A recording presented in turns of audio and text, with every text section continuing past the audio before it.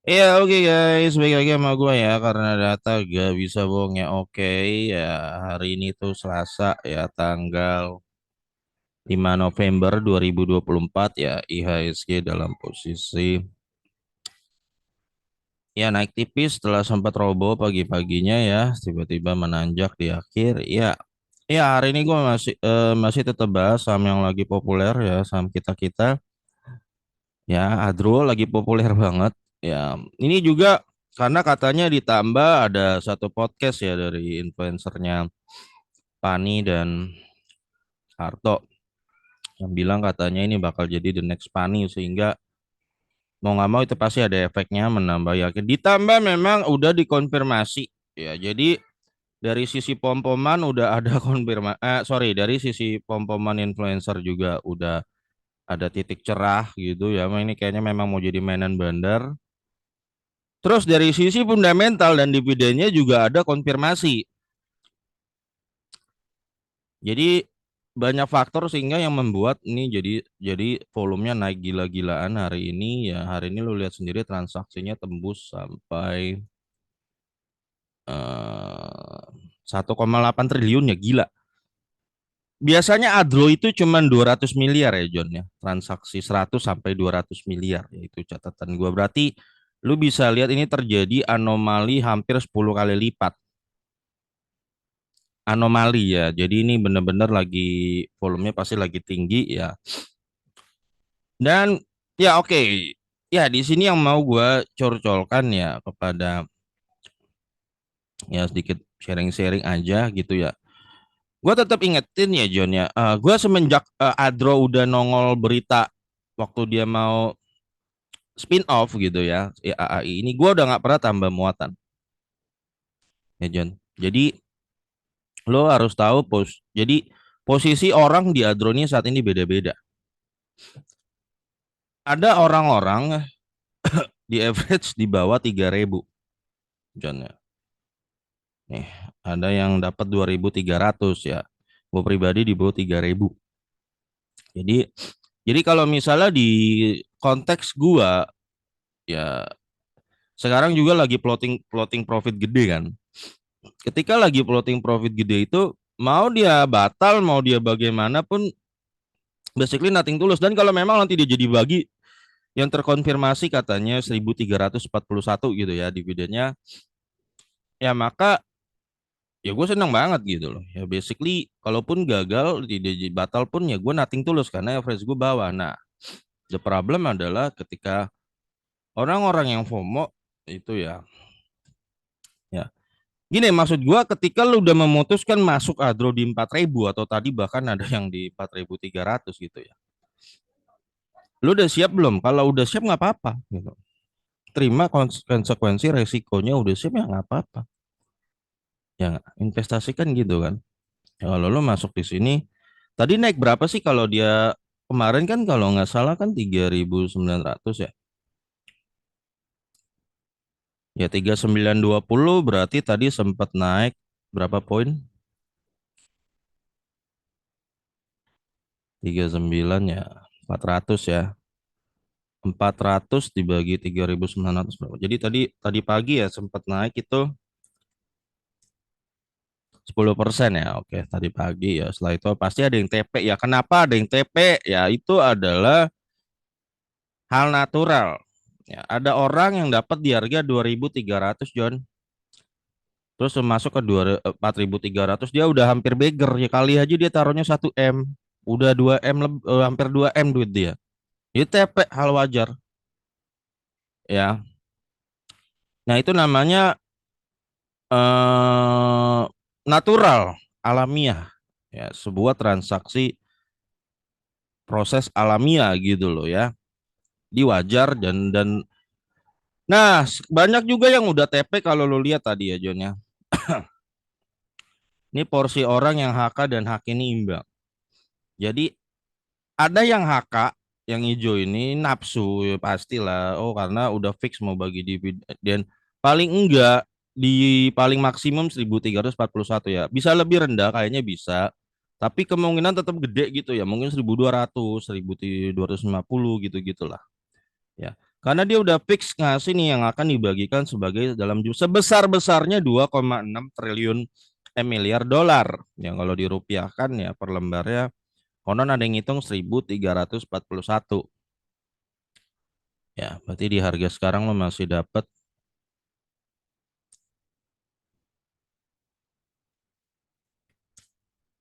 ya 33% di harga sekarang loh ya 4.000 ya. Nah, kenapa gue seneng John saham dibandingkan instrumen lainnya atau emas atau deposito atau obligasi atau pun lo mau bikin kontrakan ya. Di saham itu ada kagetan John yang lu nggak dapet di emas, nggak dapet di deposito, nggak dapet di obligasi ataupun didapat di bikin kontrak. Ya kagetan-kagetan inilah ya yang bisa bikin lo kayak dadakan ya. Tapi lo harus tetap inget ya John ya. Kalau gua punya prinsip aman dulu, cuan belakangan. Kalau gua ya memang itu ajarannya Warren Buffett memang ya. Rule number one, don't lose the money. Peraturan nomor satu, jangan ya kehilangan duit. Jangan biasakan punya pemahaman cut loss. Peraturan nomor dua, jangan pernah lupakan peraturan nomor satu. Jangan pernah kehilangan duit. Ya makanya gue kalau gue mindset gue John ya, aman dulu, cuan belakangan. Kalau udah aman, lo dapat dividen di emiten bagi dividen dan di harga waras ya prinsip gue gitu doang, gampang banget ya John. Gak perlu, emak-emak pasti bisa ngikutin deh. Ya, ini orang-orang yang low tech, ya low teknologi juga bisa ngikutin gitu. Ya lu nggak harus paham OMA 5550 di garis-garis ini indikator ini nggak indikator ini. Nggak semua orang high tech bisa paham begitu ya. Tandingnya simpel banget lu pakai dividen asal di harga waras. Yang penting aman dulu. Seumpama lagi floating loss lu tetap dapat dividen. Suatu hari sering terjadi kagetan John. Contoh, ini belum lama ya, corol dulu ya. PTBA yang tiba-tiba waktu kagetan ngasih dividen 1.200. Enak dong dividen 30%. UNTR yang tiba-tiba ada kagetan kasih dividen 6.000 ya, masalah 6.000 yield 30%. Ini tahun lalu ya. Ya kagetan dong ya. Lu nggak akan dapat di emas atau yang lain. Ini dividen loh. Oke, bedanya kenapa gua oke lah emas sekarang mungkin ya lu lihat lagi naik ya. Tapi kan ngelor jual dulu John. Ngelor jual dulu baru bisa nikmatin. Kalau saham lo nggak perlu jual, lu ditransfer cash dividennya lu bisa pakai tanpa lu harus jual itu. Ya jadi gue tetap lebih prefer ke saham, terserah. No debat ya kalau gue. Nah itu gue lebih demen. Ya. Nah sekarang kagetannya tahun ini adalah Adro yang tiba-tiba mau bagi dividen. Ya ini tergantung average ya. Kalau lu yang dapat di 2.400 John, 2.300. Kalau dia baginya 1.341, lu di average 2.300. Lu dapat dividen 58%. Gila nggak lo? Cari di dividen lo 58% yieldnya. Tergantung average. Ya, kalau yang di 2.700 average-nya ya lu dapat 49 2.700 aja masih segini. Ya. Ya gua hampir gopek lah, hampir gocapnya. Jadi makanya di average gua hampir dapat segitulah. Jadi makanya udah gue bilang gue dari awal John dari semenjak Adro udah spin off gue nggak pernah tambah muatan jadi gue nggak kejar ya jadi gue nggak kejar nggak nambah ya jadi gue ibaratnya cuma nontonin aja dramanya sampai mana. Nah, itu ya dramanya karena mau maju mundur pun gue merasa gue di posisi paling aman, ya, posisi aman gitu, posisi yang ketawa-tawa aja ya. Ya. Makanya gue kalau pakai tekniknya ala Warren Buffett gitu ya, cuman dividen, reinvest lagi, terus tunggu, cuma modal waktu. Gue merasa gue memainkan game yang 95% gue pasti menang, hampir pasti. Nggak perlu terlalu sering nongol bursa gitu, liatin ya. Gue malah sering telat Joni. Sering telat pasar bursa di mana gue bangun jam berapa gitu udah sering telat gue ngikutin gitu makanya eh ya ketika lo invest di sebuah permainan gitu ya game ya investasi gitu yang selalu 90% lo cukup cukup yakin menang gitu ya jadi arahnya kemana ya lo nggak perlu terlalu sering mantau karena apa karena gue tidak percaya ada sosok maha kuasa gitu ya misalnya Ya karena gue tidak percaya ada sosok misalnya. Oke, jadi gue kalau gue poin masuknya gue begini John. Waktu itu misalnya, wah pas Adro lagi di 2700 gue masuk, bisa masuk nambah muatan. Saat gue masuk, gue sudah siap kalau Adro terjun ke 2200 misalnya, atau ke 2000 atau mungkin ke 1900 pun udah siap. Kenapa? Karena bagi gua itu adalah proses natural dari sebuah perdagangan jual beli, ya itu hal wajar ya. Tapi karena gua cukup yakin bahwa saat itu misalnya dividen Adro kalau itu 200 400 ya, maka menurut di kepala gua Adro itu harganya 4.000 sampai 8.000 kan, karena dividen total 4. Nah, ketika gua beli di 2.700, gue tetap merasa ini barang murah. Mau dia terjun ke 1.900 pun nggak masalah. Kenapa waktu misalnya dia terjun ke 2.200 lu nggak panik nih? Karena gue nggak percaya ada sosok bandar maha kuasa yang bisa gocapin Adro. Gue nggak percaya. Nah, ini jadi ini John. Mindset lu ya, kalau lu percaya ada si ini, lu pasti ketakutan. Lu pasti ketakutan. Udah pasti. Ya. Tapi karena gue di mindset worldview gue nggak percaya ada sosok ini. Ya makanya gue nggak masalah 2.700 bisa dia robo 2.300 ya udah paling dia swing-swingnya di situ. Karena gue percaya harga waras dari fundamentalnya di sini. Gue beli marginnya gue udah jauh gitu loh. Ya, margin gue udah jauh dari harga warasnya gitu. Gue mau dapat di harga bawah banget. Dan gue nggak percaya sih ini mampu. Ada, gue nggak percaya dia ada. Bandar mungkin ada, tapi tidak maha kuasa dong ya. Gue nggak percaya kan bandar maha kuasa. Dia bisa hancurin sampai gocap, Adri gue nggak percaya. Jadi gue tetap selon. Besok tetap tidur, semua tetap tidur gitu kan. Nah, ketika udah aman, berarti kan dalam posisi ini kita udah aman nih. Maksudnya dalam posisi, oh udah aman investasi kan aman dulu dong. Don't lose the money kan. Gimana? Sisanya cuan belakangan.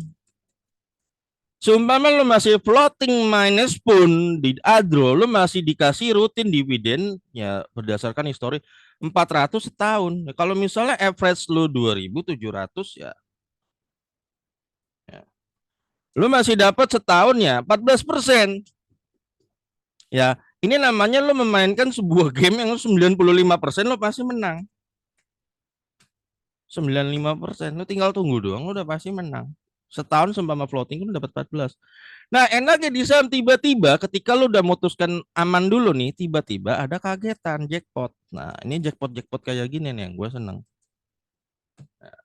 Enaknya ketika lu udah aman dulu, ketika ada jackpot datang, lu nggak perlu kayak orang-orang FOMO hari ini tuh yang FOMO, yang ada yang hajar di 4.300 FOMO. Padahal nih Adro udah dibilangin dari 2 bulan lalu.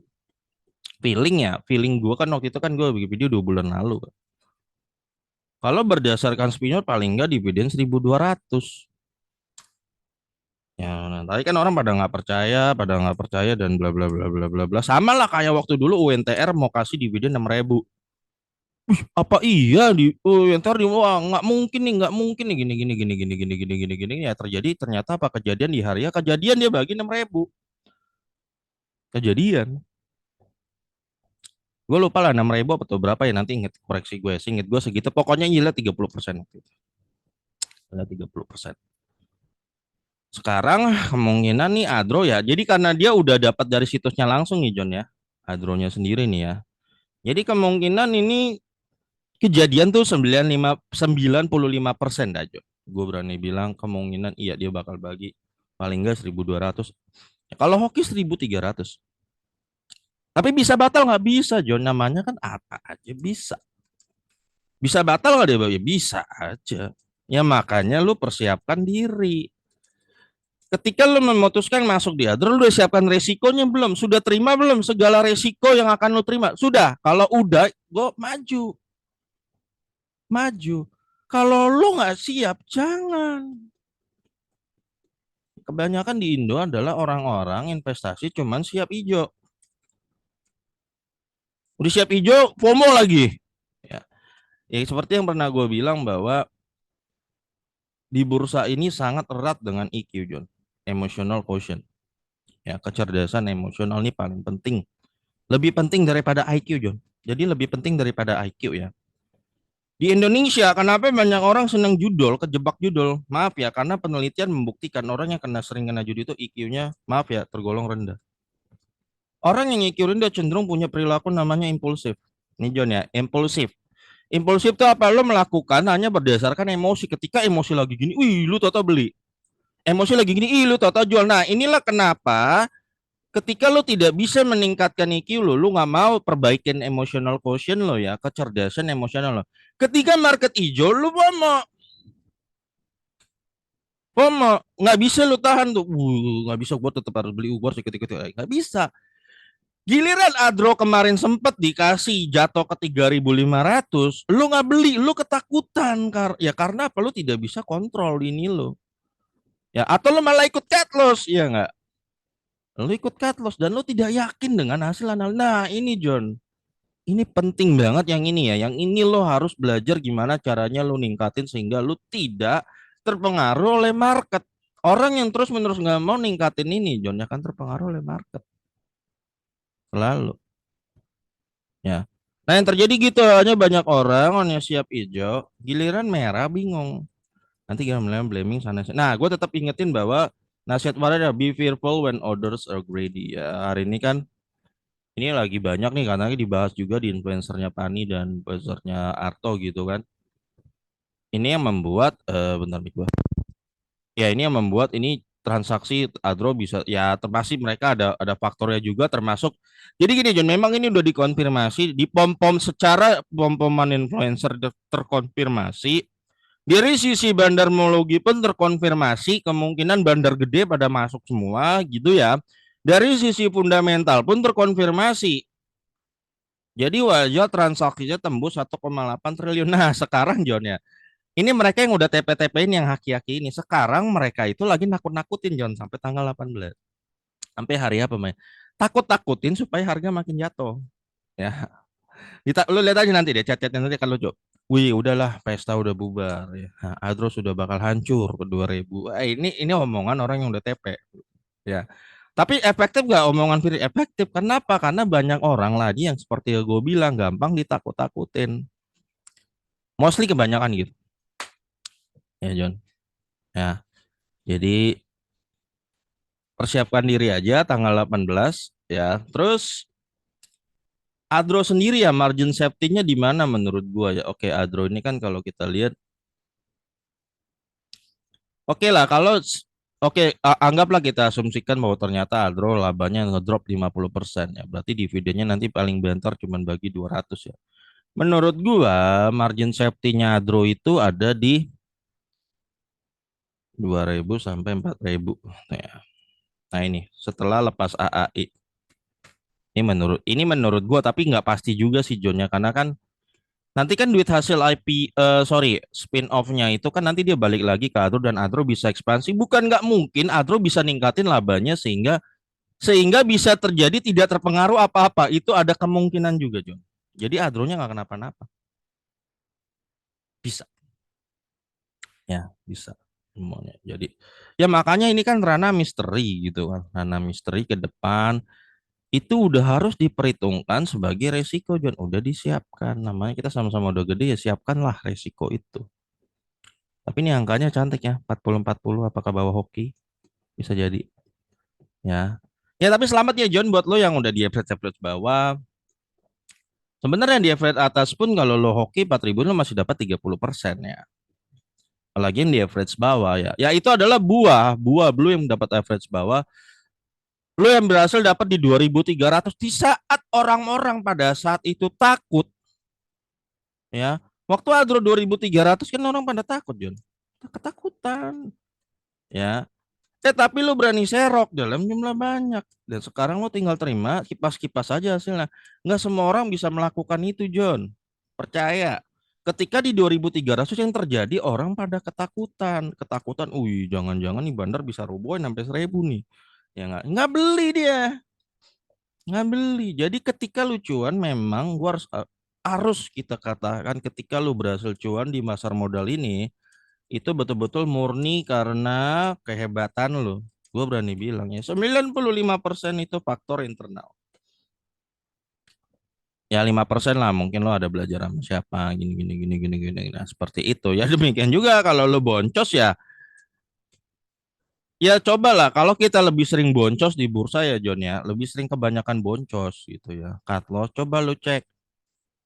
Coba karena 95% gue berani bilang faktor diri sini, coba lu cek, lu bener nggak selama ini investasi ya. Kebanyakan yang udah salah sendiri blaming orang luar, blaming BEI, blaming OJK, main gorengan, nanti blaming apalagi tuh. Ya contoh ada yang kemarin waran hilang 50 juta. Waran apa tuh gue lupa tuh, yang dia hilang 51 juta. Lu sadar lu beli waran dengan kesadaran penuh. Lu beli waran nih. Nggak ada yang maksa lu beli waran tuh. Nggak ada. Lu dipaksa ditodong sama OJK gitu, lu suruh beli waran sama BI, kan kagak ada. Dia beli sendiri karena tak ini nafsu, ya nafsu, karena dia merasa, woi jangan-jangan kalau gue beli 50 juta kan kalau naik 300% jadi bisa 400, gue jadi 200 juta ya. Ini pikiran udah biasa John, ini pikiran rata-rata retail tuh begini isinya, beli waran sendiri tak ada yang paksa ya. Warannya kebantai, dia tunggu sampai masa expire juga nggak naik-naik, malah ke RP1 akhirnya marah-marah bahwa gua dibantai bandar dan gua tidak ikhlas duit gua dimakan bandar lah. Lu bawado gitu loh. Apa ya? Gimana sih gitu loh maksud gua. Ya, ini John, kebanyakan John retail kita dah. Biasanya John orang kayak begini nggak mau introspeksi. Ya ingat ya, kan sebenarnya salah sendiri kan, tapi dia selalu salahkan eksternal. Salahkan bandar lah, salahkan BEI lah, salahkan OJK lah. Padahal kalau lu cek dari kasusnya dia salah sendiri. Kenapa lu beli? Kan gak ada yang nyuruh beli. Seperti itu. Nah gitu ya John untuk Adro ya. Semoga bermanfaat video gua ini dan ingat tetap jangan FOMO. Ingat lagi terakhir bahwa be fearful when others are greedy, be greedy when others are fearful. Takutlah ketika orang pada tamak dan tamaklah ketika orang pada takut. Ya. Demikian juga rule number one, don't lose the money. Rule pertama, jangan kehilangan duit. Rule number two, don't forget rule number one. Peraturan kedua, jangan pernah lupakan peraturan nomor satu. Simple. Ya. Oke, sampai ketemu lagi video gue berikutnya karena data nggak bisa bohong ya.